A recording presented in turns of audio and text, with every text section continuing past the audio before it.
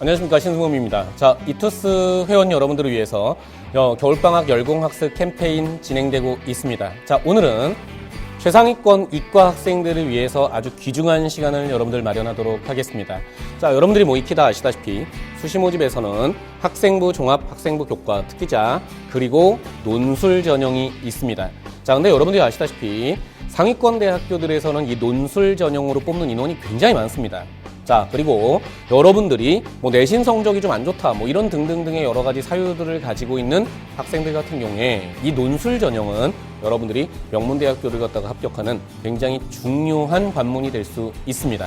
자, 그렇기 때문에 아주 본격적으로 여러분들이 논술 전형을 준비해야 되는 학생들의 경우에는 오늘 이 귀중한 시간을 잘 활용하시기 바랍니다. 자, 먼저 우리 논술을 갖다가 담당하시고 있는 선생님들부터 소개해 드리도록 하겠습니다. 자, 과학논술의 이석 선생님. 예, 반갑습니다. 대표 강사의 이석입니다.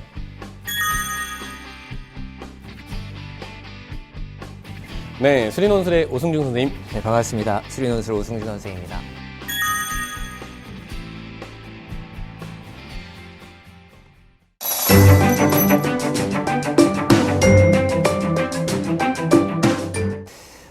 이제 논술 전형 너무 중요하죠. 그렇지만 학생들이 정확하게 잘 모르고 있는 경우가 많기 때문에 오늘 논술 전형에 대해서 좀 정확하게 알아보고 또 올바른 대비 방향 같이 정립하는 그러한 시간이 되었으면 좋겠습니다. 네, 보통 학생들을 갖다가 보면은 수시 모집에 원서를 갖다가 넣게 되는 9월달 초반이 됐을 때 논술 전형에 대해서 그냥 한번 써보자, 뭐 이런 정도의 마인드만 갖고 있는 학생들이 정말 절대 다수입니다. 자, 근데 뭐 익히 다 아시겠지만 준비하지 않는 자가 합격하진 않습니다. 자, 게다가 여러분들이 수시 모집에서 원서를 갖다가 쓰게 됐을 때는 보통 이과 학생들 같은 경우에는 카이스트나 유니스트, 디스트, 지스트 같은 과학 특성화 대학교들까지 포함해서 총 7장의 원서를 갖다가 낼 수 있는데 논술 전형을 갖다가 쓰는 학생들, 특히 재학생들 같은 경우에는 그냥 뭐 자기가 몇 개 쓰고 나서 남으니까 논술을 쓴다. 자, 이런 굉장히 안 좋은 생각으로 입시를 갖다가 준비하는 학생들도 있습니다. 자, 이 영상을 보고 있는 여러분들은 절대 그렇게 하지 마시고 계획적으로 논술을 갖다가 준비할 수 있는 학생들이 되셨으면 좋겠습니다. 자, 그러면 아주 구체적으로 논술 어떤 학생들이 해야 되는 겁니까? 그 체크리스트를 한번 보시죠. 한번 이제 자신이 어떤 부분에 해당이 되는지 한번 체크하시면서 들으시면 좋을 것 같습니다. 재학 기간 동안에 봉사활동이나 경시대, 동아리 등 교내 활동을 활발하게 하지 않았다. 그러한 경우에 이제 학생부 종합 전형을 준비하는데 어려움이 있을 것입니다. 또 수학과 과학 분야에 어떤 그 특기가 없는 경우 특기자 전형을 노리기가 어려울 것이고요. 또 내신 점수가 3등급 이하로 높지 않은 경우 학생부 교과 전형을 준비하는데 어려움이 있을 것입니다.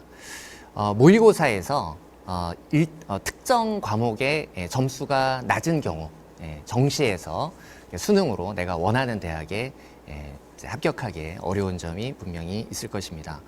또 모의고사 점수가 이제 높지 않은데 그래서 이제 정시 지원이 불안하지만 인서울 중상위권 대학에 합격하고 싶은 학생이라면 논술 전형을 적극적으로 준비해야 될 것입니다. 만약에 이 체크리스트에서 뭐 3개 이상의 사항에 해당이 된다면 논술 전형을 적극적으로 고려해 보시는 것이 좋겠습니다.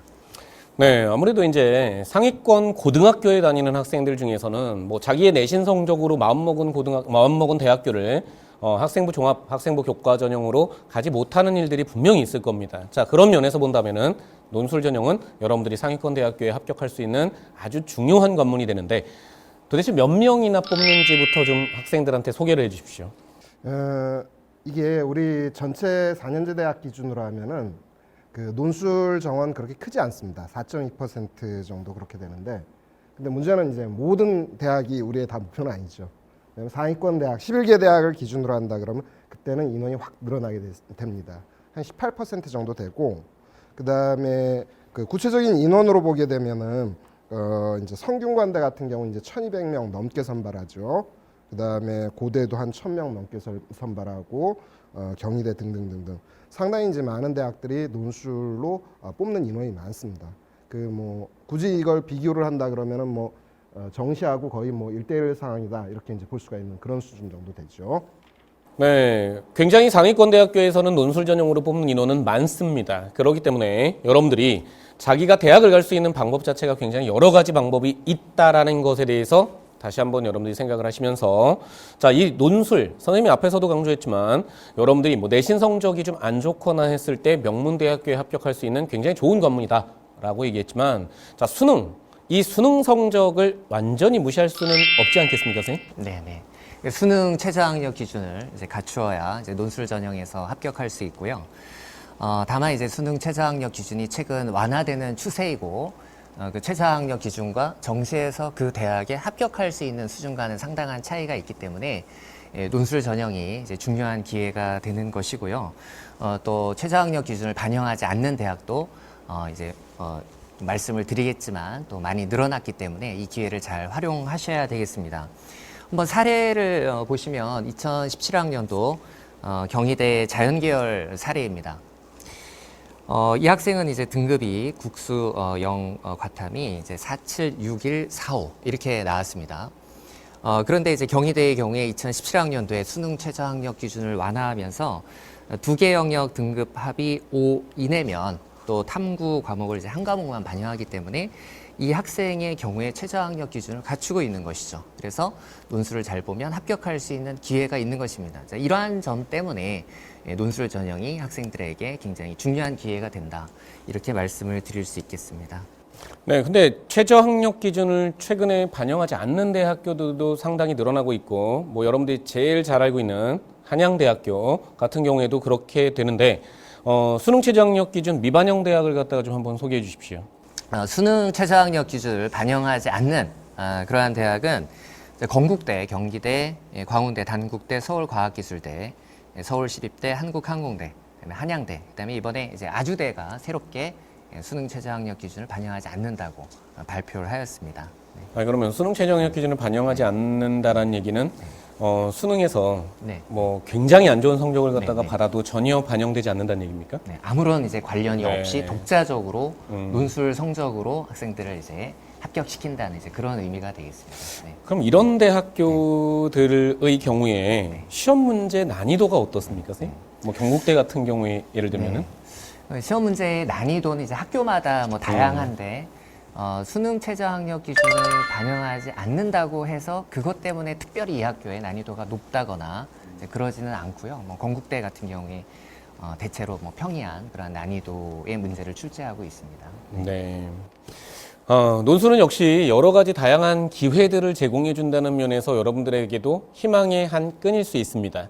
자, 그런데 이제 논술 전형을 갖다가 쭉 보다가 보면은 거기에 단순하게 논술 100%로 뽑는다라는 전형을 가지고 있는 학교들도 있는데 거기에 일부 학생부가 들어가는 학교들도 좀 있거든요. 자, 그 부분에 대해서 조금 자세하게 알아보도록 하겠습니다. 우리가 이제 가지고 있는 어떤 관점 중에 하나가 과연 논술 전형이라는 게 논술과 이제 내신이 들어가 있는데 내신이 이제 영향력을 갖냐 못 갖냐 이거 아주 많이 얘기를 합니다. 근데 이제 우리 뭐 퍼센티지들 있죠. 뭐 논술이 60%다, 70%다, 80%다, 뭐 내신이 뭐 20%다, 30%다 이런 얘기들이 있는데 이건 이제 형식적 반영 비율이라 그러고 실질 반영 비율은 따로 있습니다. 그러니까 연세대 같은 경우 이제 논술 반영 비율이 70%고 내신이 이제 교과 20%, 비교과 10% 이렇게 들어갑니다. 비교과는 그냥 뭐 만점 나온다고 보면 되는 거고 이제 교과가 20%인데 이 중에서 기본 점수가 12점이 또 들어가기 12%죠. 12점이니까 그게 또 들어가기 때문에 결과적으로는 이제 뭐 내신이 좌우할 수 있는 비는 이제 8점 정도가 되고 그다음에 뭐 내신 평균 6등급이라 그러면은 그 실제 20점 만점에서 한 1점 정도 깎이는 거. 그게 이제 현실이라고 볼 수가 있습니다. 실제로도 우리 이제 사례들을 보면은 뭐 여기 보면은 뭐 연세대 합격한 케이스, 한양대 합격한 케이스 있는데 뭐 문과 이과 다 있네요. 그 이과 같은 경우 뭐 4.7, 4.38, 5.5등급이라는 요 내신은 우리가 이제 내신 가지고 얘기할 땐 그렇게 뭐 상위권 이렇게 얘기하기는 어렵죠. 그러니까 반에서 좀 후반부에 해당이 중위권이죠. 되는데, 그래 중하위권. 중하위가 뒤죠. 후방이죠. 역시. 근데 이래도 합격한다라는 거거든요. 그러니까 뭐 내신 가지고 우리가 뭐 내신으로 논술이 변별이 된다 이렇게 얘기하기는 좀 곤란한 부분이고 학교도 그만큼 대학교도 어디에다 초점을 맞추냐면 논술에다 초점을 맞춘다 이렇게 이해하면 될 것 같습니다. 네, 지금까지 이제 논술 전형을 갖다가 여러분들이 지원하는 데 있어서 전체적인 결과를 한번 살펴봤습니다. 자, 그런데 선생님이 여러분들한테 현장에서 느낀 경험을 갖다가 다시 한번 말씀드리는데 학생들이 논술 전형의 원서를 넣더라도 이전에 준비를 안 하면은 여러분들이 논술 전형으로 합격할 수는 정말 없습니다.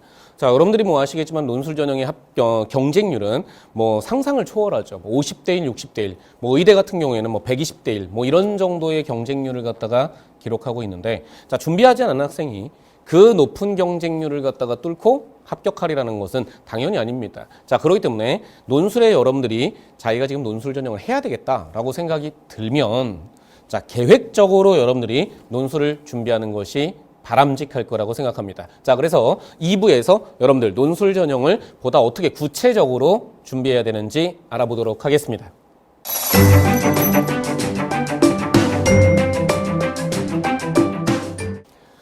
수능에서 보는 시험 과목이 수학과 과학, 그리고 그 연장선에서 수리 논술과 과학 논술, 사실 뭐 완전히 별개다라고 이렇게 이야기하기는 좀 힘들 것 같습니다. 자, 그렇다면 아무래도 이제 여러분들이 많이 다루게 됐던 수능의 수학들, 그리고 과학들, 문제의 형태는 여러분들이 익히 알고 있겠지만, 자, 아무래도 논술이라는 것에 대해서는 좀 여러분들이 기출문제 자체가 어떻게 구성되는지, 그리고 문제가 어떻게 출제되는지도 조금 생소할 것 같습니다. 자, 그래서 아주 구체적으로 여러분들이 알아보는 시간을 갖도록 하겠습니다. 일단 수학과 수리 논술, 그리고 과학과 과학 논술, 자, 비슷한 면도 있고 좀 다른 면들도 있을 것 같은데, 자, 우리 수학부터 좀 설명해 주시기 바랍니다. 네.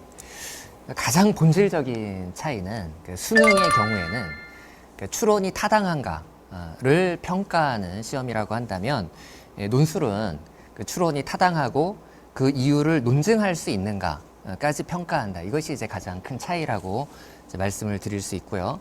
하나의 사례를 좀 보여드릴까요? 네, 이 문제는 2015학년도 연세대 원주 캠퍼스 수시 논술로 출제된 이제 기출문제입니다. 좀 흥미로운데요. 자연수 mn에 대해서 m 더하기 n과 n 더하기 m이 똑같다라는 것을 증명하라는 문제입니다. 물론 이제 증명할 수 있는 방법은 가르쳐 줍니다. 문제에서 덧셈이 결합법칙이 성립하는 연산이라는 것과 수학적 귀납법을 이용해서 증명하라라는 문제거든요. 수능과 비교해 보면은 수능에 뭐 이런 문항이 신승범 선생님 어떻게 나올 수가 있나요? 나올 수가 당연히 없죠. 네. 네. 근데 이제 이런 문제가 어떤 논증을 요구하는 형태로 출제될 수 있는 것이 논술 시험의 어떤 특징을 좀 잘 보여주고 있는 것 같습니다. 2016학년도 고려대 모의논술 문제를 보면은요. 지금 뭐 이 문제를 풀려고 하는 것은 아니고요. 제가 그 평가 부분을 좀 보여드리려고 하는 건데, 이거는 이제 그 고려대에서 이제 모의논술을 보고 학생들이 응시했던 학생들 답안에 대해서 학교에서 발표한 평가 내용입니다. 그러니까 올바른 논리를 통해서 그 최소값을 구한 학생이 많았다라는 거죠. 그러니까 답은 맞은 학생이 많았다. 자, 하지만 최소값이 2분의 5임을 주장하더라도 그러니까 설명이 올바르지 않거나 부족한 경우가 상당히 있었다. 수능이라면 답이 맞았다면 그것으로서 점수를 다 주는 것이었겠지만, 이 학교 측의 평가를 보면은 답 2분의 5가 맞았다고 하더라도 그 설명이 올바르지 않거나 부족한 경우가 상당히 있었고, 그것에 대해서는 그만큼의 감점이 있었다라는 내용을 학교에서 발표한 것이거든요. 절대 복잡한 문제가 아닙니다. 그래서 아주 어려운 문제가 아님에도 불구하고, 그러니까 연산이 복잡하진 않지만 이러한 문제를 답안을 쓸 때도 논리적으로 답안을 작성할 수 있도록 연습할 필요가 있다. 이게 이제 그 논술을 출제하고 평가하는 교수님들의 조언이라고 하는 점 학생들이 참고하셔야 되겠습니다. 네, 수학은 역시 뭐 수리 논술이나 수학이라는 과정들 자체에서 수학적인 내용이 변하지는 않습니다. 자, 근데 오승준 선생님이 잘 얘기해 주셨다시피 수리 논술은 논증을 해야 되는 과정이 꼭 필요한데, 수학은 결과만 답으로 쓰면 됩니다. 그렇다면 여러분들이 이제 수능을 공부하는 것에서 조금 더 심화해 나가는 것, 그리고 방법론적인 면에서 여러분들이 서술을 해 나가는 것이 수리 논술과 수학의 가장 중요한 차이다라고 이렇게 생각하시면 좋을 것 같은데, 여러분들 이걸 주의하시면 될 것 같아요. 여러분들이 모의고사 시험지를 갖다가 30문제를 갖다가 쭉 풀다가 보면은 속칭 찍어서 맞은 게 있다고. 근데 사람들은 굉장히 웃긴 게 뭐냐면은 자기가 열심히 풀어서 맞은 29문제에 감동을 하는 게 아니라 찍어서 맞은 한 문제에 감동해. 그러면서 자기가 그걸 맞았다라는 것이 자기 실력이라고 생각하는 경우들이 많은데, 수능에서는 그래도 좋습니다. 하지만 평상시에 공부할 때 그런 방법으로 공부를 하면은 수리 논술에서는 오답이 될 수밖에 없다라는 것을 우리 오승준 선생님이 지적해 주신 것 같고, 이 지적사항은 고려대 자체가 채점 기준편으로 밝혔다라는 것에 대해서 굉장히 큰 의미를 가지셨으면 좋겠습니다. 자, 그러면 과학 논술 어떻게 해야 되는지, 자, 그 상황을 갖다 좀 설명을 해 주십시오. 이것도 문제 사례를 이제 보면서 평가를 하는 게 나을 것 같은데, 하나는 그 이제 수능 케이스입니다. 수능 케이스 보시면은 이게 2014학년도에 이제 화학 문항을 제가 가져왔거든요. 보시면 뭐 DNA 골격은 인산과 X의 결합이다. 그럼 X에다 우리가 이제 당 이런 말을 넣어주면 되거든요. 그 다음에 뭐 골격 안쪽에는 Y를 비롯한 염기가 결합을 한다. 이 Y는 이제 그 이제 그림에 나와 있으니까 사이토신에 대응시켜서 구안이다 이렇게 해주면 되는 겁니다. 이게 이제 수능이라고 하면은 논술은 다릅니다. 이게 이제 논술 사례 보시면은 이게 2015학년도 고려대 모의논술 케이스인데, 이게 그냥 아데닌하고 그 다음에 티민, 구안인하고 사이토신의 어떤 결합 구조를 다 보여주고 있죠. 전부 다 보여주거든요. 그러니까 뭐 염기가 이제 구안인이냐 이런 거 따지지 않습니다. 대신에 이제 질문이 어떤 거냐면은 여기 이제 뭐가 나오냐면 사이토신에서 사이토신을 구성하고 있는 원자 중에서 산소를 황으로 뒤바꿔 버립니다. 이거는 현실에는 존재하지 않는 내용입니다. 이렇게 뒤바꿔 놓고서 어떤 일이 벌어지겠느냐, 이게 질문이 이제 논술입니다. 그러니까 이게 우리가 이제 과학을 공부할 때 어떻게 하냐면 어떤 과학 지식이라는 게 굉장히 중요하거든요. 근데 이제 수능에서는 어떤 과학 지식 범위 내에서만 질문합니다. 근데 논술은 어떤 거냐면은 좀 현실적이지 않은 것일지라도 어떤 과학을 이해하는 그 과정으로 그 의문에 해당하는 사항 한번 네가 해결해봐라, 이런 식의 이제 질문 던지는 형식이고, 그다음에 이제 제시문이 다 주어집니다. 그러니까 우리가 외워야 될 내용들 있잖아요. 수능에서 외워야 될 내용들이 논술에서는 제시문으로 주어집니다. 제시문 잘 읽으면 문제 풀 수가 있습니다. 이게 이제 논술의 특징, 이렇게 드리겠습니다. 네. 그리고 뭐 여러분들이 다 아시겠지만은 논술이라는 방향성도 그렇지만 수리 논술이라는 과목도 일단 교과 과정에 맞게 출제를 해야 됩니다. 그런데 자, 여러분들이 익히 다 아시겠지만은 우리는 수학 자체가 개정 수학의 지금 첫 해를 맞이하고 있기 때문에, 자, 그렇다면 뭐 이전에 나왔던 수리 논술의 기출 문제를 갖다가 다 풀어보고, 즉 교과 과정 외의 것들도 다 풀어보고 그래야 되는지 그 부분에 대해서 좀 짚어주시기 바랍니다. 네. 일단 교과 과정이 바뀌었기 때문에요. 이제 기존의 기출 문제들 중에서 바뀐 교과 과정 내에 범위 내에서 출제되었던 문제들이 수리 논술 준비를 할 때 중요하게 이제 공부를 해야 되는 이제 그러한 내용이 되는 것은 맞습니다. 근데 이제 참고해야 될 부분은 이제 수리 논술 문제에는 우리가 교과 과정에서 배우지 않은 내용이 제시문에서 이렇게 설명이 되면서, 제시문에서 설명을 했으니까 그 내용을 활용해서 문제를 풀어봐라, 이런 또 유형이 출제가 되거든요. 근데 이제 이러한 부분이 과연 그 교과 과정 왜 출제냐라는 이제 논란이 있는데, 그 학교 측의 입장은 충분히 제시문에서 설명을 해주기 때문에 그것이 교과 과정 외 출제는 아니다라는 입장을 학교 측에서 고수하고 있기 때문에 바뀐 교과 과정이 있는 내용이라 하더라도 그러한 부분이 제시문의 형태로 등장할 가능성은 좀 있다라고 보여집니다. 그러면 그것을 다 공부를 해야 되느냐? 이러한 문제들을 접근하는 이제 올바른 관점은 새롭게 주어지는 그러한 내용들에 대한, 제시문에 대한 이해력과 독해력과 활용 능력을 연습한다라는 관점에서 접근하고 문제를 해결하는 것이 맞다라고 봅니다. 그렇다면 선생님, 아까 2016학년도 고려대 모의논술에 나왔던 문제는 행렬단원의 문제지 않습니까? 네. 자, 그런데 이제 행렬단원의 문제가 교과과정에서 빠졌는데 제시문이 주어지는 형태로 출제될 수가 있다, 뭐 이런 얘기를 지금 해주셨는데, 그럼 요 앞에서 보여드렸던 이 고려대학교 모의논술 문제, 이런 것들이 뭐 이후에도 제시문이 주어지는 형태로 이렇게 출제될 수 있다는 얘기시죠? 충분한 가능성이 있다라고 네. 봅니다. 그러니까 선생님도 오승준 선생님이 이야기나 제 얘기도 이제 비슷한 얘기인 게, 자, 내용을 갖다가 좀 자세하게 설명을 해준다라면은 바뀐 교과 과정에 빠져 있는 내용들도 출제될 수 있습니다. 하지만 이 내용이 바뀐 교과 과정을 알아야 되는 거냐라고 했을 때 그건 절대로 아닙니다. 예를 들어서 지금 화면에 보시는 것처럼 고려대학교 모의논술에 나왔던 문제를 보시면, 자, 3.5가 있는데 원점이 하나 있고 P라는 점이 A, B고 그 다음에 Q라는 것을 C, D가 삼각형을 갖다가 이루고 있는데 행렬이라는 단어가 들어가면 교과과정 외입니다.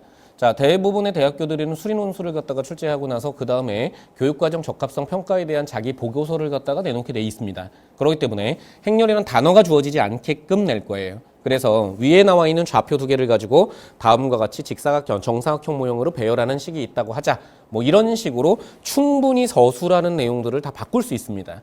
자, 그렇기 때문에 예전에 교과 과정에 나와 있는 내용을 공부하라는 얘기가 아니라 제시문으로 나와 있는 것을 독해할 줄 알면 된다라는 내용으로 여러분들 이해해 주시면 좋을 것 같습니다. 자, 결코 바뀐 교과 과정에 나와 있는 내용이 현재 선행학습 금지법에 의해서 시험에 출제될 가능성 자체는 없습니다. 즉, 그 지식을 알아야지 풀 수 있는 문제는 나오지 않는다. 그 대신에 제시문 자체에서 설명을 해줄 수 있다. 라는 부분들을 여러분들이 정확하게 좀 알고 가셨으면 좋겠습니다. 자, 그렇다면 이 수학이라는 것과 그 다음에 그 수리논술, 그 다음에 과학과 과학논술의 관계에서 살펴본다면 수능에서 점수가 정말 잘 나오기 위해서 다시 얘기하면 자, 2016학년 수능에서 원점수 96점이 1등급 컷이고 92점이 2등급 컷입니다. 근데 92점 받은 학생 중에는 뭐 극단적으로 실수해서 하나를 틀렸을 학생들도 있을 수 있거든요. 그럼 96점이 92점보다 수능에서는 분명히 엄청나게 큰 차이인데 수리논술이라는 것을 진행하는 데 있어서 어떤 실력이라는 면에서 본다면 두 친구가 엄청나게 많은 수학적인 실력 차이를 가지고 있다. 이렇게 판단하기는 좀 곤란한 듯합니다. 자, 그렇다면 수능에서의 수학 성적 그리고 과학 성적이 논술에서 뭐 여러분들이 어떻게 영향을 갖다가 끼치고 그리고 수능을 갖다가 수학을 못했을 때 논술에서 굉장히 불리한가? 뭐 이런 면을 좀 한번 짚어주십시오. 제가 이제 과학을 이제 기준으로 좀 말씀드리면은 우리가 이제 고민하는 게 어떤 것들이냐면, 제 성적이 몇 등급인데 이거로 논술을 해도 될까요, 말까요? 이런 얘기들을 많이 합니다. 근데 이제 과학 쪽은 어떤 특성이 있냐면은 좀 언어적인 특성이 굉장히 강합니다. 그러니까 이제 제시문이 주어지고 뭐 제시문 외에도 여러 가지 이제 요소들이 있죠. 뭐 텍스트 형식도 있고 도표 형식도 있고 이런 것들이 있는데 이걸 갖다 이제 분석을 하는 그런 게 굉장히 중요하거든요. 그러니까 이걸 그냥 딱 나 수능이 몇 등급이니까 이걸 해야 돼 말아야 돼 하기가 참 애매한 영역에 여기가 해당이 돼요. 그래서 그냥 경험적으로 얘기하면 보통 이렇게 얘기합니다. 그냥 3등급 이내면은 준비해도 괜찮아. 근데 이제 언어적인 어떤 독해력 이게 강하면 4등급도 되지 않겠니? 뭐 이런 정도로 제가 이제 보통 얘기를 합니다. 뭐 경우에 따라서는 이렇게 해도 됩니다. 우리가 실제 어떤 수능 등급이 상위에 해당이 됨에도 불구하고 언어 능력이 떨어지는 경우들도 있습니다. 언어라고 말하니까 이제 국어 이렇게 오해할 수가 있는데 일종의 과학 언어에 대한 독해력이라고 보시면 되거든요. 이게 도리어 이제 수능 등급이 높다 하면은 근데 이제 독해력이 떨어진다면 그건 뭐 그렇게 또 견하기는 싫고 이런 부분들이 이제 중첩이 돼 있습니다. 네. 그럼 수학 같은 경우에는 어떻습니까, 선생님? 네. 저는 그 이제 수능 수학 실력과 수리 논술 실력을 한마디로 양의 상관관계에 있다 이렇게 좀 설명을 하는데요. 당연히 이제 수능 수학 실력이 뛰어난 학생이 논술을 잘할 가능성이 많고 또 논술을 잘하는 학생들이 또 수능을 같이 잘하는 경우가 많습니다. 그렇지만 이것이 이제 양의 상관관계에 있지만은 정확하게 비례 관계는 아니라는 거죠. 그래서 어떤 학생은 이제 수능 성적은 상당히 안정되게 나오는데 또 논술을 유난히 힘들어하는 학생들도 있고 수능 성적은 좀 부족한데 논술 공부를 열심히 한 학생들의 경우에는 수능 성적에 비해서 좀 논술을 좀 잘하는 이런 모습도 많이 또 확인이 되기 때문에 이것이 정확하게 비례 관계에 있지는 않다라고 하는 점. 실제로 시험을 봤을 때 그 수능 수학 실력 수능 수학 점수 순서대로 수리 논술에서 합격해서 오느냐 그거는 아니거든요. 네, 네, 그렇죠. 그 차이라고 하는 것은 결국은 수리 논술과 그 수능 수학 시험의 그 특성의 어떤 차이 때문에 이제 발생하는 그러한 현상들이고 수리 논술은 수리 논술을 따로 준비했을 때 충분히 또 도전해 볼 만한 그러한 시험이다라고 말씀을 드릴 수 있습니다. 그러니까 어떻게 보면은 이게 수학적 사고력이나 과학적 사고력들에 대해서 뭐 평상시에 수학적 지문을 읽거나 과학적 지문을 읽는 능력이 좋고 그걸 서술할 수 있는 능력들이 좀 좋으면은 논술에서 좀 좋은 성적을 받을 수 있다. 뭐 이런 얘기로 요약될 수 있겠습니까? 네. 근데 아무래도 이제 수능 수학에서는 반복적인 어떤 뭐라 그럴까 이렇게 훈련이 굉장히 또 중요한 면이 있거든요. 그래서 또 점수가 잘 나오는 것도 있고 그렇지만 논술에서는 또 그런 식의 어떤 소위 학생들이 얘기하는 양치기식의 문제풀이 이런 것들은 뭐 크게 사실은 영향을 주지 않는다. 뭐 이런 면이 아무래도 이제 100% 비례 관계를 갖지 않는다라는 면과 좀 일맥상통할 수 있지 않을까요, 선생님? 네. 또 그 수능 수학에 또 좀 자주 나오는 그런 어떤 주제들의 문제들이 있고 또 수리 논술 문제로 또 자주 나오는 그런 주제들도 있다 보니까 이런 이제 약간의 그 어떤 정확하게 비례 관계는 아닌 이런 현상이 좀 나타난다라고 보여집니다. 아니, 그러니까 그거는 정확하게 문제 스타일은 완전히 다른 것 같더라고요. 이번에 고려대학교 그 자연계 논술에서 보면 적분 문제 나오는데 거기에 적분 문제 나온 거하고 수능에서의 적분 문제는 뭐 방향성 자체가 좀 다르거든요. 이게 논증을 하는 형태고 이건 그냥 뭐 계산을 해가지고 결과치를 내는 거고 이런 면들이 좀 상당히 다른 것 같습니다. 네. 그러면 사실은 이제 수능은 뭐 이제 정확하게 이제 정답을 맞추면 되는 거고 예. 뭐 중간에 지가 어떻게 생각했던지 간에 뭐 막말로 얘기해서 찍었던지 간에 답을 갖다가 맞추면 되는 거지만 수리논술이나 과학논술은 찍을 수는 없지 않습니까? 뭐 선택지가 없으니까 찍을 수가 없죠. 네. 예. 그러면 이제 뭘 평가하는 거다라는 부분들, 평가의 요소들을 갖다가 좀 한번 이야기해 주셨으면 좋겠습니다. 네. 연세대에서 발표한 그 논술 시험의 이제 목적 및 방향인데요. 이제 수리 논술의 경우에는 수학적 개념, 수리적 사고력과 논증력을 측정한다. 이렇게 이야기를 했고요. 과학 논술 부분은 이적 선생님이 좀 그러니까 뭐 말씀해 주시죠. 논증력이라든가 추론력 이걸 평가하는 것은 과학 논술도 다 마찬가지입니다. 그거는.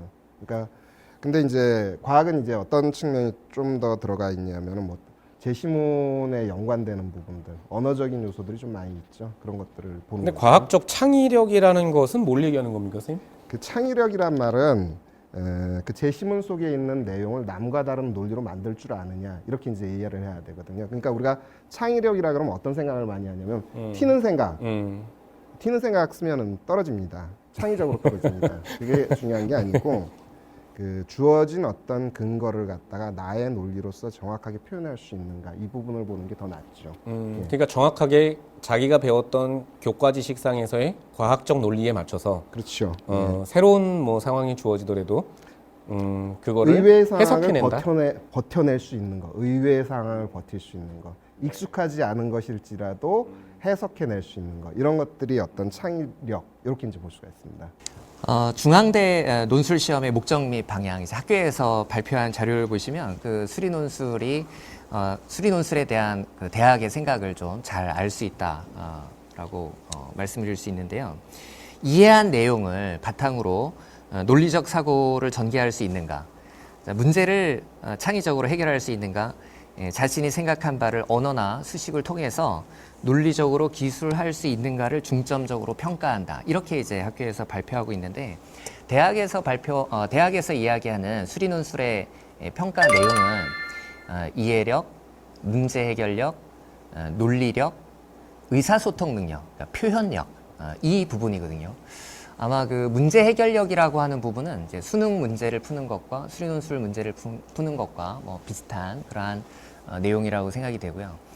이해력, 제시문에 대한 이해라든지 어떤 논제에 대한 이해라든지 좀 이러한 부분들에서 그 논술에서 좀 특징적인 그런 문항들이 좀 있고요. 그 다음에 논리력이라고 하는 부분은 이제 또 수능하고 좀 구별되는 부분인데 똑같은 내용이라 하더라도 얼마나 논리적으로 자기가 답안을 작성해 나가는가 그 논리력을 평가하겠다는 거고 의사소통 능력, 그러니까 내가 생각하고 있는 것을 잘 표현할 수 있느냐, 좀 이러한 부분도 논술에서 평가한다라고 하는 부분, 이것이 이제 수리 논술의 특징이라고 할 수 있습니다.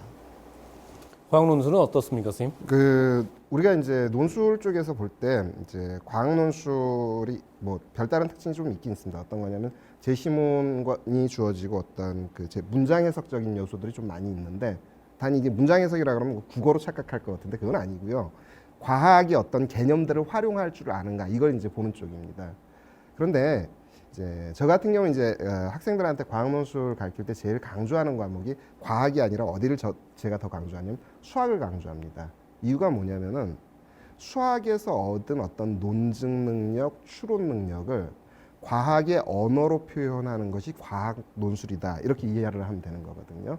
근데 그게 우리한테 좀 익숙하지 않은 것 같더라고요. 그 부분이. 네. 그러면 이제 아무래도 그 부분은 여러분들이 공부를 차근차근 하면서 뭐 예를 들어서 기출문제도 풀어보고 답안지를 어떻게 구성하는지도 봐야 될 것이고 그리고 수학적 언어의 구사 능력, 다시 얘기해서 개념 어들을 똑바로 사용할 줄 알아야 될 것이고 자, 과학적인 개념어들도 똑바로 사용할 줄 알아야지 그냥 두리뭉실 이렇게 여러분들이 써서는 당연히 안 될 겁니다. 자, 그러면 이제 구체적으로 이제 조금 더 들어가서 우리 대학교들에서는 논술을 어떻게 실시를 하고 있는지 시험장 분위기, 뭐 예를 들어서 시험을 갖다가 몇 분 보고 이런 부분은 어떻게 되는지 우리 한번 맛보기를 보도록 하겠습니다. 네, 이제 수리 논술의 그 출제 범위는요, 뭐 고등학교 교과 과정이고요. 최근에 보면 학교에서 문제를 발표할 때, 뭐 EBS와 연계해서 문제를 출제했다. 뭐 이런 내용도 학교에서 많이 발표하고 있습니다. 문항수는 뭐 두문항에서 네문항 사이, 이제 학교마다 좀 다양한 이제 모습을 보여주고 있고요. 시험 시간도 다양합니다. 네, 그래서 뭐 90분 보는 대학부터 150분간 실시하는 대학까지 좀 다양하고, 그다음에 수리 논술을 보는 학교, 수리 논술과 과학 논술을 보는 학교, 대학마다 좀 다양하기 때문에 지원하는 대학의 논술 유형도 파악을 하셔야 되겠습니다. 네, 그러면은 구체적으로 이제 뭐 학생들이 어느 대학교가 어떤 유형으로 보는지를 좀 간단하게 소개해 주십시오. 일반적인 모델로 얘기하면은 수리 논술은 거의 뭐 다 필수적으로 들어가는데 이제 차이점이 나는 부분이 어디냐면 과학 논술입니다. 그러니까 과학 논술에 대해서 어떤 구조가 있냐면은 우리가 이제 과학을 할 땐 과학 1, 2 이런 식으로 하잖아요. 근데 대다수의 대학들은 그냥 통으로 과학 이렇게, 그러니까 물리, 화학, 생물, 뭐 지구학 이런 식으로 이제 과목 선택을 하게 해주고 있고, 이제 특징적인 대학이 어디냐면 이제 건국대 같은 경우입니다. 건국대는 시험 범위를 어디로 한정하냐면 과학 1으로 한정을 합니다. 그래서 물리 1, 화학 1, 생물 1 이런 식으로 한정이 되고, 또 특징적인 대학이 성균관대입니다. 성균관대학은 문항이 모두 6개가 출제됩니다. 물리 1, 2, 화 1, 2, 생 1, 2 이런 식으로 이제 6개의 문항을 출제하고 그 중에서 두 문항을 선택해서 이제 시험을 볼 수 있게 한다. 이게 이제 형식적인 측면에서 이제 차이점이라고 볼 수가 있습니다. 네, 고대 논술이나 연대 논술을 보면은 과학에서 과학 1 내용만이 아니라 과학 2 내용을 좀 알아야 된다. 예. 뭐 이런 얘기를 하는데요. 예. 그건 어떻습니까, 선생님? 그러니까 요게 이제 이 부분이 논란이 좀 많은 영역입니다. 그러니까 어떻게 되냐면은 뭐 건국대처럼 아예 그냥 나는 과학 1으로 한정하는 거야 뭐 이런 게 아니라, 대다수의 대학들이 그냥 물화생 해놓고 이 중에 선택해버리면은 당연히 범위는 어떻게 되냐면 물 1, 2, 물리 선택했으면 물 1, 2, 화학 선택하면 화 1, 2, 생물 선택하면 생 1, 2 이렇게 들어갑니다. 그런데 우리가 이제 좀 포커스를 좀 맞춰야 되는 게 이런 부분입니다. 여기 나오는 뭐 과학 1이냐 과학 2냐는 일종의 소재적인 개념이라고 보시면 됩니다. 그 내용 자체가 중요한 게 아니라 소재적인 거, 소재로 쓴다라는 거. 그러니까 제시문이 보통 어떻게 주어지냐면 한 70-80%는 과학 1에서 나오고, 이제 과학 2에서 이제 제시문이 한 20-30% 정도 나옵니다. 그런데 질문할 때, 그러니까 뭐 많은 학생들이 과학 2를 안 하다 보니까 이런 게 있어요. 제가 과학 2를 안 했는데 이걸 할 수 있을까요? 과학 2 아느냐 모르느냐 질문하지 않습니다. 그 제시문을 주고 그걸 활용해 가지고 네가 요 문제를 어떻게 풀어내겠냐 이런 걸 보려는 거고, 좀 더 나아가 얘기한다 그러면 과학원 잘한다고 좋아하지 마세요. 어떻게 되냐면 과학원 많이 알고 있어도 그거랑은 좀 다른 식의 질문이 나옵니다. 그러니까 아까 그 문제 모델에서도 보여줬지만 아느냐 모르느냐를 질문하는 게 아니라 그 주어진 지식을 네가 쓸 줄 아느냐 이걸 이제 질문하는 게 과학의 요소다, 이렇게 제가 말씀드리고 싶습니다. 네, 그러니까 이런 부분이 되게 논술하고 수능하고 좀 차이점이다라고 생각이 들거든요. 예. 예를 들어서 이제 수능 같은 경우에 과학은 이제 20문제를 30분에 풀어야 된다면 예. 한 문제당 푸는 시간이 1분 30초 정도고 예, 예. 그럼 다다다다다 풀어야 되지 않습니까? 바쁘죠. 예. 당연히 다 외우고 있어야 예, 되죠. 예. 예? 그리고 그 외운 내용을 갖다가 이렇게 딱딱딱 그 문제에 맞게서 이제 쏟아내고 많은 훈련을 하는 것들이 중요한데, 예. 이제 논술은 그 부분에 대한 지식을 측정하는 것은 아니다. 그렇죠. 예. 예. 그러면 제시문에서 주어진 걸 가지고 활용하는 능력. 활용하는. 예. 예. 그거를 중시하거든요. 그러니까 과학2 선택 안 해도 괜찮습니다. 네. 그러니까 내가 어떤 과학2의 제시문을 읽어낼 능력이 충분하다 그러면은 이게 이제 추론 과정을 통해 가지고 이 문장들을 갖다 이어 맞출 수가 있거든요. 그러면은 거기에서 필요로 하는 내용들이 다 티 나옵니다. 그게 이제 대학에서 항상 그 얘기를 하거든요. 그 제시문 6번 읽으면 뭐 다 푼다. 6번보다는 좀 많이 읽어야 됩니다. 예. 네. 근데 뭐 여러분들이 선택해야 될 과학 논술 과목은 보통 물화생 중에 한 과목을 하게 되고요. 그리고 여러분들은 3학년 때 돼가지고 학교에서 과학 2 과목을 내신해서 공부를 합니다. 그렇기 때문에 수능식으로 아주 깊이 있게 훈련을 하는 것은 여러분들이 하지 않더라도 내신 과목을 갖다가 공부하면서 뭐 예를 들면은 생명과학 2에서 여러분들이 자기가 생명과학 2 수업을 3학년 때 들었다라고 하시면 충분히 거기에 나오는 내용을 내신 준비만 똑바로 하더라도 여러분들이 지식적인 부분이 부족하지는 않을 것 같습니다. 그렇기 때문에 보다 더 초점을 맞춰야 되는 것은 역시 논리에 대한 부분들. 그 부분이 제일 네. 중요하죠. 자, 그러면 이 논리를 키운다라는 것은 참 어려운 일인 것 같습니다. 예. 이게 머리가 좋은 놈이나 잘하는 뭐 이런 거라고 사람들이 그냥 치부해 버릴 수 있을 것 같은데 예. 그럼 논술을 언제부터 이렇게 시작하는 것이 좋겠습니까, 선생님? 제가 이제 추천하는 논술 공부 시작 시점은 이제 3학년 올라가는, 그러니까 2학년 겨울방학 정도에는 이제 논술을 시작을 해라. 논술도 좀 공부할 분량이 이제 많이 있기 때문에 고3 올라가는 고2 겨울방학부터 공부하는 것이 가장 바람직하다. 이렇게 이제 말씀을 드릴 수 있고, 그러니까 수능을 완성을 하고 그 다음에 논술 이렇게 생각을 하면은 자꾸 이제 논술 공부 시작 시점이 이제 뒤로 밀리고 이게 뒤로 자꾸 밀리다 보면은 적절한 그 논술 공부가 되지 않은 상태에서 그냥 이제 시험장으로 가게 되는 현상이 벌어지거든요. 그래서 이걸 단계론적으로 생각하기보다는 그러니까 수능과 논술을 함께 완성해 나간다라는 학습 계획을 세우는 것이 바람직하다고 생각을 합니다. 네, 아무래도 그 논술을 갖다가 진행하는 데 있어서 논술이 별도의 과목이 아니라 일단 뭐 제가 수업 시간에도 항상 얘기하지만은 문제를 갖다가 풀 때 대충 감으로 찍는 거 연습하지 말고 논리적으로 문제를 풀어라라는 것들을 훈련시켰던 것이 실질적으로 선생님 강의를 갖다가 듣고 있는 많은 학생들은 또 논술 시험을 쳐야 됩니다. 그럼 쳐야 되는데 그 논술 시험을 치는 데까지도 올바른 여러분들의 수학 공부를 시키기 위해서 그 논리성을 굉장히 강조했던 것이고요. 자, 그렇기 때문에 충분히 여러분들이 뭐 일주일에 어느 정도의 분량을 정해서 기출문제를 갖다가 좀 푼다든지 그리고 아니면은 각대 학교들에서 그 모의 논술이라든지 아니면은 한양대 같은 경우에는 논술에 대한 예시 답안도 제시하고 있는데 그런 걸 좀 참고하는 건 어떻겠습니까, 선생님? 네, 좋습니다. 그런 자료들을 네. 잘 활용해야 됩니다. 네, 그러면은 보통 그 겨울방학 때 시작을 하라고 이제 이야기를 하셨는데 네, 네. 어느 정도 분량을 공부하면은 좋을까요, 선생님? 이제 학생들의 이제 공부는 역시 이제 수능 중심으로 이렇게 진행을 지금 현재 입시에서 어떤 공부의 비중으로 봤을 때 수능 중심으로 공부하는 것이 맞다라고 보고요. 이걸 이제 논술 공부를 자꾸 너무 뒤로 미루면서 아예 논술 공부를 안 하는 학생들이 너무 많고 그런 학생들이 나중에 그냥 시험장에 가니까 좀 문제가 되는 것 같습니다. 제가 이제 권하는 그런 학습 분량은 일주일에 3시간, 4시간 정도는 그래도 논술에 투자를 해서 조금이라도 논술 공부를 하면서 수능 공부와 같이 병행을 하면서 준비를 하는 것이 좋겠다. 이렇게 제가 권합니다. 네. 3시간, 4시간을 해도 제가 봤을 때는 그게 그 기출문제 한 2문제 네, 네. 정도? 네, 네, 맞습니다. 풀면은 될 것 같은데요. 네, 그 네. 문제들이 한 문제 규모가 기니까. 덩치가 네. 크기 때문에 사실 그 3시간, 4시간에 할 수 있는 양이 많지는 않습니다. 근데 네. 또 학생들이 다양한 과목을 이제 공부를 해야 되다 보니까 최소한 이제 그 정도는 투자해야 되겠다라는. 네, 학생들이 아무래도 이제 대학별고사의 자료를 찾으려도 되게 힘들 것 같은데 네. 선생님 뭐 공개 자료실 같은데 그 자료들을 좀 마련해 놓으셨습니까, 선생님? 네. 제가 이제 그 필요한 자료들은 자료실에 많이 올려놓도록 하겠습니다. 네, 과학도 그 논술을 갖다가 시작한. 근데 수학보다도 과학은 애들이 더 안 하거든요, 논술을. 그 이제 공부라는 거는 어떤 거냐면은 그 생각났을 때 하는 게 제일 좋습니다. 뭐 어느 뭐 시점을 정해놓고서 뭐 요 때부터 이제 시작해서 저 때까지 가야지 그런 거보다는 그 어차피 이제 시험 평가라는 게 모든 것을 다 한꺼번에 평가하는 거니까 생각났을 때 하는 게 제일 좋습니다.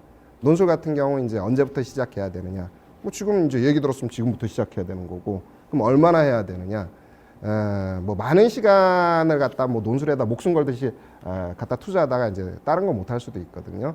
그러니까 뭐 오승수 선생님 말씀하신 것처럼 뭐 서너 시간, 그리고 그 다음에 또 이제 문제 양으로 따지게 되면은 기출 문제 한 2문항 정도만 풀어봐도 그게 나중에 이제 논술 시험 부딪혔을 때 엄청나게 도움이 되게 돼 있습니다.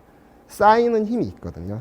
차근차근 하다 보면 쌓인 것, 그거로 이제 나중에 승부를 본다, 이렇게 볼 수 있겠죠. 그러니까 연대 같은 경우에는 논술을 갖다가 수능 이전에 치지 않습니까? 예. 네, 그럼 연대 논술을 갖다가 준비해야 되는 학생들 같은 경우에는 사실 지금부터 시작을 해야 되는 거죠. 뭐 당장 급해진 네. 거죠 이게.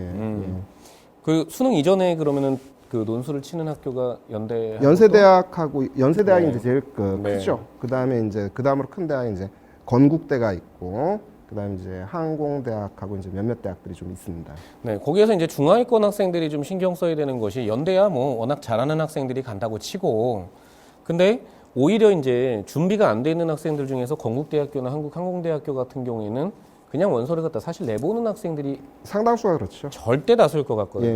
그러니까 준비를 하는 애들이 아무래도 예. 물론 수능 성적으로 건국대를 못 갈 학생들이 건국대를 갈 수 있는 어떤 기준이 될 수 있다라는 생각이 좀 들거든요, 선생님. 예. 그러니까 네. 뭐 기적이 많이 일어납니다. 그래서 근데 그런 학교들은 오히려 기적이 많이 일어날 것 같아요. 진짜로 많이 일어나요. 제가 생각했을 예, 때는. 예. 예. 그러니까 학생들이 이제 과학 공부가 좀 많이 안 돼 있다라고 느끼던 학생들이 그렇죠. 많기 때문에 네. 과학 논술을 또 자꾸 뒤로 미루거든요. 네.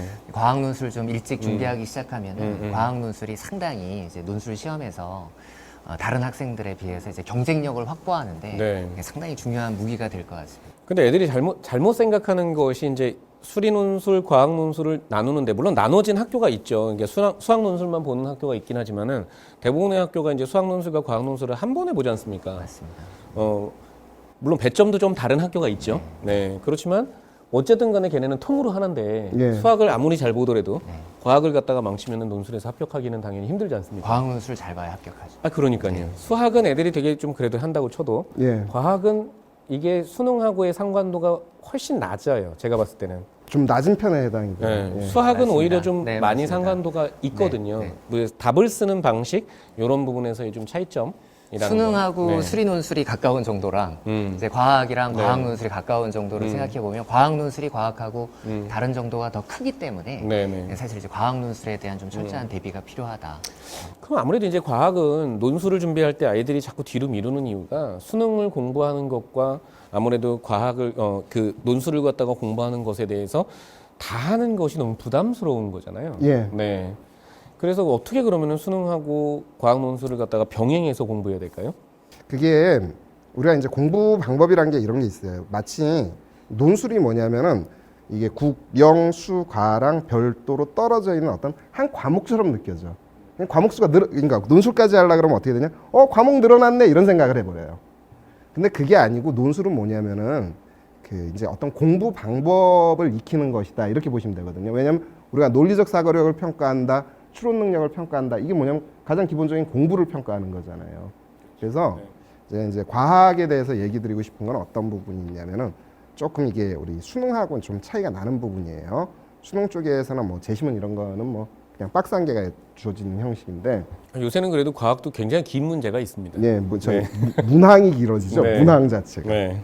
그 어떻게 공부하냐면은 이런 걸 좀 했으면 좋겠어요. 그냥 우리가 과학 공부할 때 많은 학생들이 어떻게 하냐면은 그냥 뭐 개념을 이제 암기해 놓고서 나 이해했어 이러는 경우가 많아요. 근데 그건 실제로 이해된 거 아닙니다. 알고 보면은 그 이해란 건 나의 언어로 말을 할 수 있어야 되는 거거든요. 그래서 이제 제가 학생들한테 얘기 드리는 게 교과서를 읽자입니다. 그러니까 이 제시문이라는 게 다 교과서에서 나오거든요. 근데 교과서를 읽을 때 그냥 문장에 나와 있는 글자를 읽어라 이런 게 아니라 어떤 내가 개념을 갖다 수능이든 내신이든 그때 배웠어. 그럼 교과서를 그걸 읽으면서 문장의 의미를 이해를 하라는 거예요. 문장의 의미를 이해를 하면서 어떻게 하냐면은 우리 수학 시간에 썼던 방법을 좀 써먹읍시다. 그 명제를 해석하는 과정을 밟아보는 거거든요. 그러니까 명제라 그러면은 명제관계라는 게 이제 뭐 영명제, 이명제, 대우명제 이런 거 있잖아요. 이명제라고 네, 이명제는 요새 안 배웁니다. 안 배웁니까? 예, 그것도 네. 좀 배우면 좋을 것 같은데 네. 문장을 읽을 때 역으로도 읽어보고 대우관계로도 읽어봐라 이겁니다. 그러면은 그 과학 개념에서 그냥 내가 이제 피상적으로 읽었던 개념이 아니라 속에 숨겨져 있던 개념이 다시 보이게 되거든요. 특히 논술에 이제 출제할 때도 어떤 게 좀 많냐면 대우 관계에 있는 걸 많이 활용하는 것 같더라고요. 그러니까 좀 의외 상황을 줘버리는 거거든요. 뭐 이걸 이제 읽어내는 연습. 이게 이제 수능하고 이제 병행을 할 수 있고 제가 볼 땐 이렇게 하면은 수능 실력 확 올라갈 겁니다. 심지어는 모두 올라가자면 제 수업 듣던 학생 중에 국어 실력이 올라갔다는 케이스가 있습니다. 자랑하는 네. 내용 중에 하나입니다. 그런데 과학은 교과서가 5종이거든요. 선생님. 예. 5종 중에서 그럼 뭘 읽어야 됩니까? 그냥 하나 읽으면 돼요. 네. 학교에서 하는 거 보면 되는 거였어요. 그건 충분하지. 뭐 5종 언제 다 읽습니까? 그거? 네, 그렇죠. 예. 수학은 아무래도 이제 좀 상관도가 좀 있으니까 아무래도 수능 대비하고 병행하기가 상당히 좋을 것 같은데 그 부분에 대해서 그러면은 논술적인 관점에서 좀 한번 얘기해 주십시오, 선생님. 제가 학생들에게 강조하는 것은 수학의 개념을 그러니까 논술할 수 있을 정도로 자기가 정확하게 익히고 또 논술 문제를 풀면서 논술 공부를 하면서 그런 개념을 논술할 수 있는 그러한 능력을 기르라는 거죠. 그럼 어떤 개념을 내가 논술할 수 있을 정도로 파악한다라는 것은 그 개념에 대한 이해가 더 정확하고 깊어졌다라는 이야기가 되기 때문에 수능 수학 공부를 하는데도 상당히 도움이 되지 않겠나. 교과서의 정리라든지 문제 해결의 과정을 논술에서는 논증을 해야 되기 때문에 논증하는 그러한 공부를 많이 논술에서 공부를 하기를 바라고 그러한 공부가 결국은 이제 수능 수학 문제를 논리적으로 풀어나가는데도 도움이 될 것이라고 생각이 됩니다. 네, 그래서 뭐 저도 학생들한테 가르치면서 이제 특히 고2 같은 경우에는 교과서에 나와 있는 주요 증명은 한번 다 베껴서 써봐라 이런 얘기를 하거든요. 그러니까 아무래도 수학은 증명하는데 증명하는 그 나름대로 수학의 문법이라는 게 있지 않습니까? 예, 그래서 답안지를 작성할 때도 도움이 될 뿐만 아니라 이게 실제로 자기가 진짜 증명을 갖다가 스스로 할 수 있는가라는 거는 결과를 갖다가 암기하고 있는 것 이상으로 논술에서는 필요하다라는 부분은 여러분들이 꼭 아셔야 됩니다. 그렇다면 우리 이제 답안지를 어떻게 쓰는지도 되게 중요할 것 같습니다. 왜냐면은 논술 문제는 제시문이 나오고 소주제, 소질문들이 이렇게 쭉 나오게 되는데 뭐 답안지를 갖다가 뭐 중구난방 이렇게 쓸 수도 없고 그리고 글씨 개판으로 쓰면 안 된다. 그것도 꼭 여러분들 명심하시고 그럼 답안지를 갖다가 어떻게 진행해야 되는지 써야 되는지 그 부분을 좀 원칙을 얘기해 주십시오. 네. 좀 요약해서 말씀드리면은 그 연습장에 풀듯이 처음에 논술 답안을 쓸 때는 학생들이 연습장에 풀듯이 써서 내는데 그렇게 써서는 안 되겠고요. 문제를 해결해 나가는 과정, 그 이유를 논리적으로 설명을 해야 됩니다. 그리고 무슨 말인지 못 알아듣도록 쓰는 학생들이 있거든요. 그러니까 채점자에게 자기의 생각을, 자기의 아이디어를 알기 쉽게 전달하는 그러한 답안을 작성을 해야 됩니다. 왜냐하면 논술은 의사소통 능력, 표현력도 평가하기 때문이죠. 어떤 표현의 부정확성은 감점의 원인이 됩니다. 그래서 개념어들을 정확하게 사용할 수 있도록 연습을 해야 되겠고 적절한 그림을, 그래프나 그림을 활용해서 논술하는 것도 중요한 답안 작성 방법이 되겠습니다. 부분 채점의 원리를 잘 활용해서 논술 답안을 작성해야 되겠고요. 논리적이되 너무 장황하게 답안을 작성하는, 그러니까 논리적으로 답안을 작성하라 그러면 장황하게 이렇게 길게 답안을 쓰는 학생들이 있는데 그러할 경우에 시험장에서 상당히 시간이 부족하게 됩니다. 그래서 논리적이되 간결하게 논술 답안을 작성하는 연습을 하셔야 되겠습니다. 이 부분은 그 선생님의 그 자연계 수리논술 이렇게 써야 합격한다 강좌에서 무료 특강 형태로 수리논술 답안 작성법 강의를 진행하도록 하겠습니다. 네, 아무래도 이제 여러분들이 수리논술이라는 것을 처음 맛보게 됐을 때는 선생님의 강의를 갖다가 한번 보시고 그리고 기출문제를 갖다가 푸는 것을 한번 보셔야 돼요. 그러니까 그리고 나서 이거 나 할만하다 안 할만하다라는 것부터 먼저 판단을 하셔야 되겠죠. 그리고 최근에는 논술이라는 것이 뭐 5년, 6년 전에 비해서 수리논술이나 과학논술보다는 상당히 쉬워진 편입니다.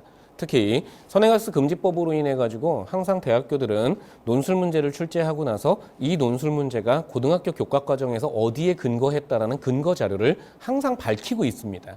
그렇다면은 분명히 여러분들이 고등학교 교과 과정 내에서의 출제가 된다라는 부분들을 여러분들이 인지하시고 이 부분에 답안지 써가는 것들 그리고 기출 문제에 대해서 한번 맛보기를 꼭 보시고 이거 내가 할만하다 안 할만하다를 먼저 결정하신 다음에 자기가 지금 여러 전형 중에서 논술 전형을 갖다가 선택해야 되겠다라고 생각하셨으면은 여러분들이 준비를 착실하게 해나가시는 것이 좋을 것 같습니다. 자, 과학 논술은 그럼 답안지 쓰는데 어떤 유의점을 갖고 있을까요?